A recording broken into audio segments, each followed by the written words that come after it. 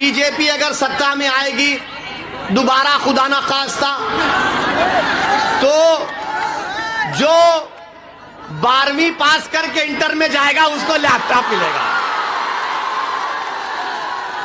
क्या हो मिनिस्टर है भाई, वाह मोदी जी वाह। एक अमित शाह अनमोल रतन, दूसरा बाबा है। बाबा कहते हैं कि मई जून में बर्फ ला लूंगा, जनवरी में गर्मी पैदा कर दूंगा। बाबा आपको नोबेल प्राइज मिल जाएगा इस बयान पर। मौसम वैज्ञानिक हो चुके हैं बाबा।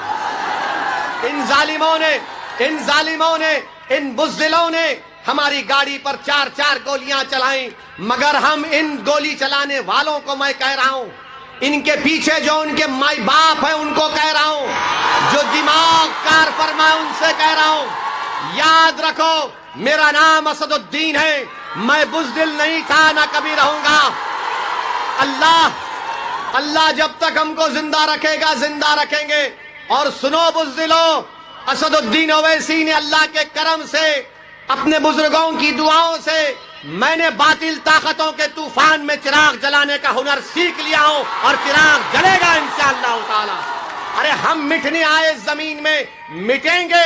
अरे जब हम जमीन पर आए तो इसी जमीन के एक दिन ग़िज़ा बनेंगे। मगर सुन लो जालिमों, जब तक अल्लाह जिंदा रखेगा, बेबाकी के साथ और बगैर खौफ खाए हम सच्चाई को बयान करते रहेंगे।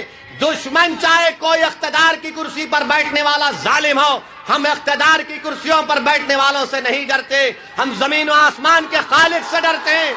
हम किसी देश के प्रधानमंत्री से या मुख्यमंत्री से या अखिलेश से नहीं डरते, हम मखलूक से नहीं डरते, हम खालिक से डरते हैं। और यही चीज उनको पसंद नहीं आती कि आखिर कौन है ये लोग कि हम गोलियां चला रहे हैं और ये पार्लियामेंट में खड़े होकर कह रहा है कि मैं ठुकराता हूं, मुझे सिक्योरिटी नहीं चाहिए, मुझे जेड कैटेगरी नहीं चाहिए, मुझे बराबरी के शहरी का हकूक दो।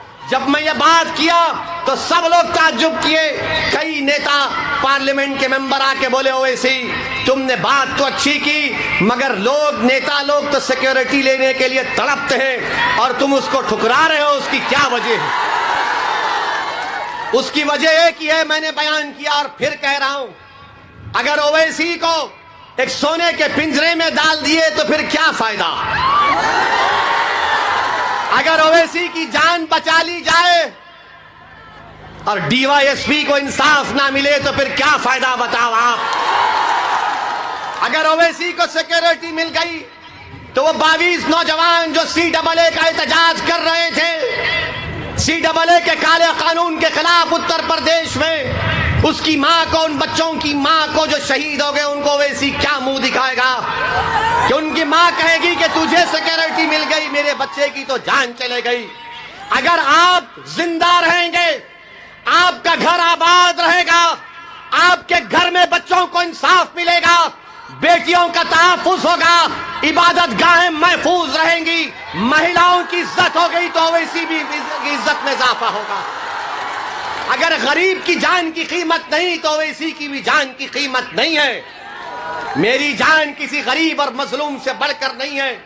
वो भी एक मां के पेट से पैदा हुआ, मैं भी अपनी मां के पेट से पैदा हुआ। मेरा नाम चाहे कुछ भी हो, मगर आज इस देश में, इस प्रदेश में गरीब की जान की हिफाजत करना है, मजलूम की हिफाजत करना है, कमजोर को ताकतवर बनाना है, जो नीचा है उसको ऊपर उठाना है, हकदार को उसका हक दिलाना है। ये लड़ाई हमारी है, ये लड़ाई हमारी। इस बात को आपको समझना है मेरे अजीज दोस्तों और बुजुर्गों।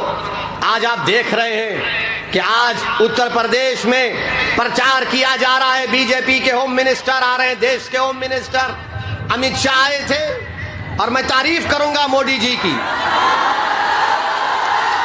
कि देश के प्रधानमंत्री ने एक ऐसे काबिल आदमी को होम मिनिस्टर बनाया कि उत्तर प्रदेश में भाषण देते हुए जनाब अमित शाह ने कहा, कितने पढ़े, इंटर पास है, कितने 12वीं पढ़े हुए हैं? हमारी माँ और बहनें भी हाथ उठा सकती हैं 12वीं पढ़े हुए। उठाओ मेरी माँ और बहनें, हाथ उठाओ। क्योंकि तुम अगर बहादुरों की सरपरस्ती करोगे तो उत्तर प्रदेश में इनकलाब आएगा, पूरे देश में आएगा। वो बहादुरी के मजारे जो कर्नाटक की बच्ची ने की, अल्लाह उसको सलामत रखे। वो बहादुर इसलिए बनी कि उसके माँ बाप उसको बहादुर बनाए थे। अब अमित शाह साहब के बारे में कह रहा था होम मिनिस्टर, उन्होंने अपने भाषण में कहा, क्या कहा कि हमारी बीजेपी अगर सत्ता में आएगी दोबारा, खुदा ना खास्ता, तो जो 12वीं पास करके इंटर में जाएगा उसको लैपटॉप मिलेगा।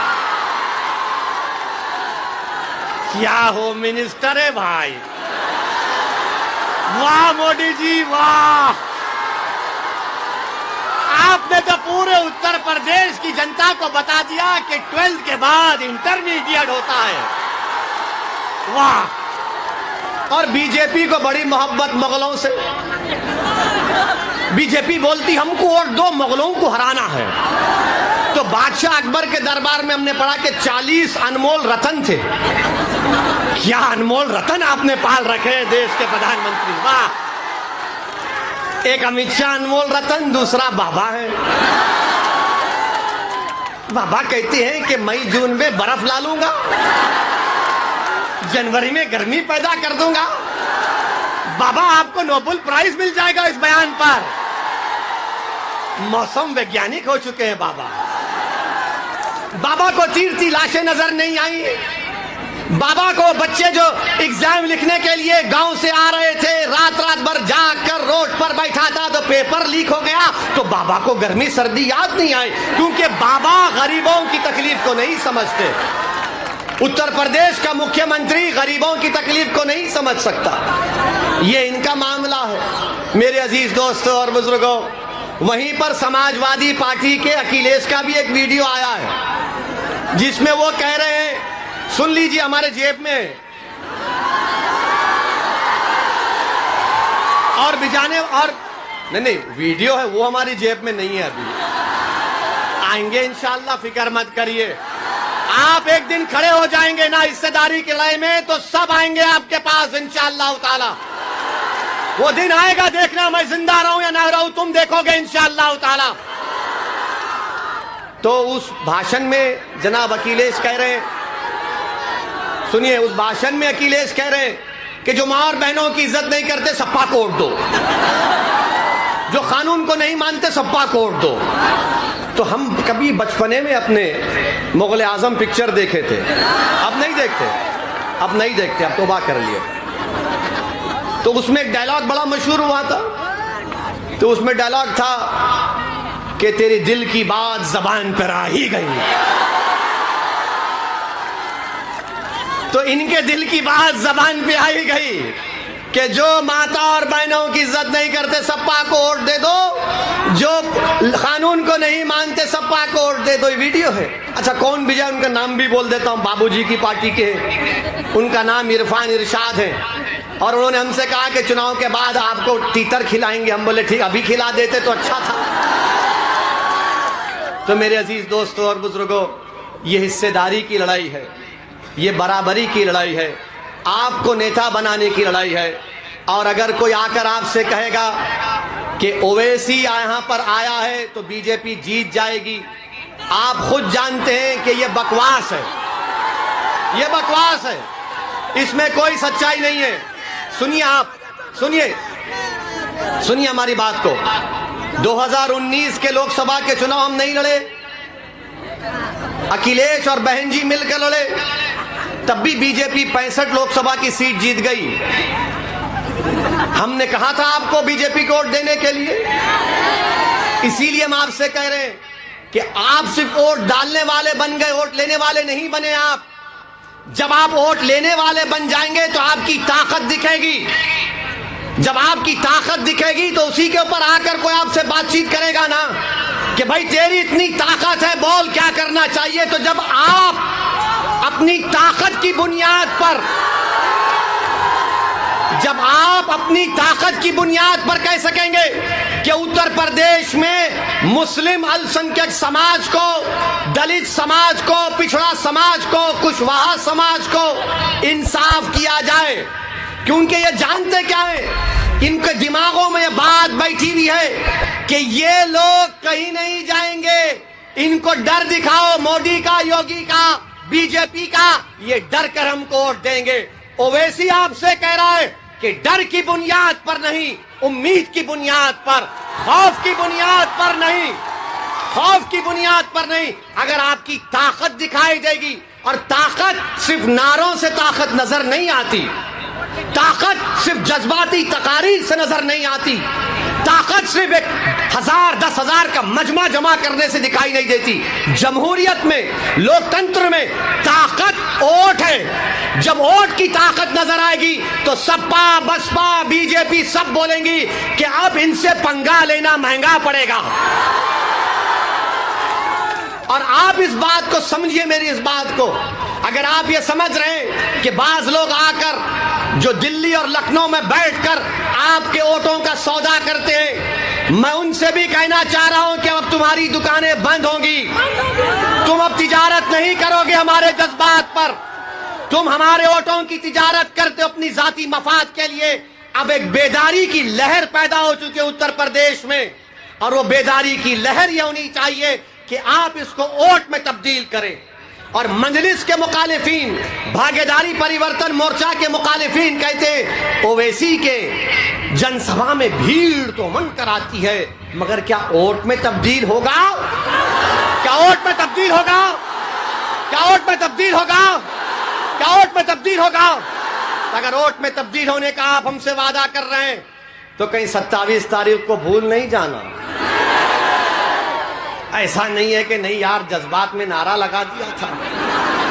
ये ओवैसी का भड़का भाषण दिल को छू लेता है। मेरे दोस्तों, मैं अगर अपनी जबान को चलाता हूं तो मैं आपसे वाहवाह हासिल करने के लिए नहीं चला रहा हूं। मैं आपको एक पैगाम दे रहा हूं, फिक्र दे रहा हूं। उस फिक्र जो दे रहा हूं, जो पैगाम हमने और बाबू सिंह साहब ने दिया, उस पर गौर करिए, उस पर सोचिए। आप सोचिए क्या कि इनकी बातों में सच्चाई है। अगर सच्चाई है तो साथ दो आप हमारा, वरना याद रखो बीजेपी को अगर कोई रोक सकता है, मैं फिर से कह रहा हूं बाबू सिंह कुशवाहा, ये बबुआ से नहीं होगा, इनसे नहीं होगा। ये खाली आराम पसंद आदमी है, लड़ना जानते नहीं है। हम लड़ना जानते हैं। और एक तरफा मोहब्बत कब तक करेंगे आप सपा बसपा से एक तरफा मोहब्बत कब तक करेंगे? क्या आपने कभी जिंदगी में इश्क किया, मोहब्बत की? एक तरफा होती है। आप, मैं इंसान की मोहब्बत की बात नहीं कर रहा हूं, मैं आपको बात कर रहा हूं रब्बे करीम से। अगर कोई मोहब्बत करता है ना, तो क्या बतलाया गया कि तुम एक कदम चलो, वो 10 कदम तुम्हारी तरफ चलेगा। मगर यहां पर क्या है, नहीं नहीं एक तरफा मोहब्बत, सपा या बसपा। ओवैसी है, अच्छा बोलता है, अभी टाइम है। टाइम मेरे पास भी नहीं है, आपके पास भी नहीं है। अपना टाइम अभी है इंशाअल्लाह ताला। यही हमारा टाइम है, यही हमारा टाइम है। याद रखो, जो लोग इस तरह की बात कर रहे हैं, मैं उनसे कह रहा हूं, मैं नौजवानों से अपील कर रहा हूं कि अपने बुजुर्गों को समझाओ कि जब 5 साल के बाद एक बच्चा और बच्ची, आज 15 साल की है, कल 20 साल की जब हो जाएगी, तो आप, वो बच्चा और बच्ची जब आपसे पूछेंगे बताओ अब्बू मेरे शिक्षा का इंतजाम क्यों नहीं किया, वो बच्चा कहेगा कि मेरे रोजगार का इंतजाम क्यों नहीं किया, तो क्या आप उनसे कहेंगे भाग सपा को बसपा को वोट देना है, बस यही काम है? नहीं कह सकते आप। आज ये बेदारी जो इन बच्चों में पैदा हो रही है, याद रखो आप, इन बच्चों में जो बेदारी पैदा हो गई, उनको अपनी मंजिल आसमानों में नजर आ रही है। वो ख्वाबी रूह जब बेदार होती है जवानों में, उनको नजर आती है अपनी मंजिल आसमानों में। वो ख्वाबी रूह को बेदार करना है, वो ख्वाबी रूह को आपको बेदार करना है। हमेशा हम तो डर डर कर वोट दिए ना, हमने हमेशा सेकुलरिज्म का साथ दिया, मगर आपको क्या मिला? आपको यह मिला कि सबसे कम ग्रेजुएट 3%, सबसे ज्यादा स्कूल के बाहर हम, सबसे कम पढ़े लिखे हम, सबसे गरीब हम, सबसे ज्यादा बेरोजगार हम, सबसे कम 2 एकड़ जमीन रखने वाले आप। उसके बावजूद भी अगर कोई आपसे आकर कहेगा कि दे दो भीख हमको, तो उनसे पूछो मुझे क्या मिलेगा? मैं कोई जन्नत का तुमसे वादा नहीं कर रहा हूं, खुदा ना खास्ता। मैं आसमान से तारे तोड़कर लाने का तुमसे वादा मैं बाबू सिंह नहीं कर रहे। मैं चांद से मट्टी लाने का तुमसे वादा नहीं कर रहा हूं। हम सिर्फ यही कह रहे, ये जमीन तुम्हारी है, इस जमीन पर हम इंसानों की तरह रहते हैं तो बराबरी मिले, हिस्सेदारी मिले, यही हमारी लड़ाई है। इसीलिए आपसे अपील कर रहे हैं कि 27 तारीख के दिन आप तमाम लोग ना सिर्फ प्रतापगढ़ बल्कि पूरे जितने भी अभी फेजेस बाकी हैं, 4थे, 5वें, 6ठे और 7वें, जहां तक हमारी बात पहुंच रही है, और मैं अल्लाह से भी दुआ करता हूं, रब्बे करीम मैं कमजोर हूं, मेरी आवाज को पहुंचाना तेरा काम है, दिलों को मोड़ना तेरा काम है, मेरे बस की बात नहीं है। मेरे अजीज दोस्तों, बुजुर्गों, हिम्मत और हौसले को बुलंद रखो और अपना एक कोट जहां पर मजलिस का प्रत्याशी है पतंग के निशान पर बटन दबाइए, जहां पर जन अधिकार पार्टी के प्रत्याशी हैं गैस के सिलेंडर पर बटन दबाइए। हिस्सेदारी की लड़ाई है, हिस्सेदारी की लड़ाई में अपना हिस्सा अदा करिए। आपका बेहद शुक्रिया। और 27 तारीख के दिन क्या होगा?